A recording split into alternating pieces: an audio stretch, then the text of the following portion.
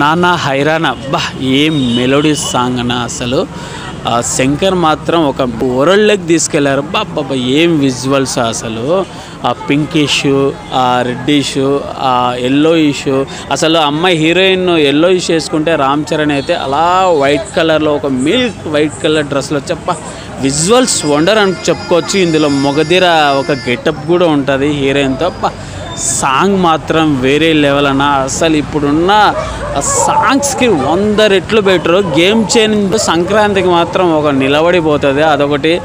అసలు song picture అసలు తమన్ గారేనా ఈ మ్యూజిక్ అనే అసలు స్వయంగా అదొకటి. సింగర్ మాత్రం చాలా వినసొంపుగా పడింది. వేరే లెవెల్ విజువల్స్ అయితే ఎక్కడ తగ్గట్లే. అదొకటి. కెమెరా వర్క్ మాత్రం సూపర్. అసలు శంకర్ అయితే ఒక వరల్డ్ మ్యూజిక్ వరల్డ్. అలా నైట్ టైం పాడుకుంటూ అలాగా నిద్రపోవచ్చు అలా ఉంది. అస్సలు ఎక్స్పెక్టేషన్స్ ఎక్కడ తగ్గలేదు. ఫస్ట్ ఏదో కానీ మించిపోయింది. విజువల్స్ వండరు.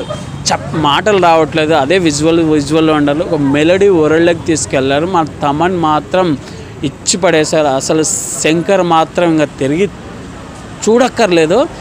బ్లాక్ బాస్టర్ అవుతుంది సంక్రాంతికి. ఇంకా గేమ్ చేంజర్ ఒక వేరే లెవెల్. ఇంకా రామ్ చరణ్ గారు ఇంకా వరల్డ్ అంతే గ్లోబల్ స్టార్ అనే పేరైతే నిలబెట్టేస్తారు. శంకర్ కూడా ఒక మార్క్ అనేది పోతుంది ఈ సినిమాతో.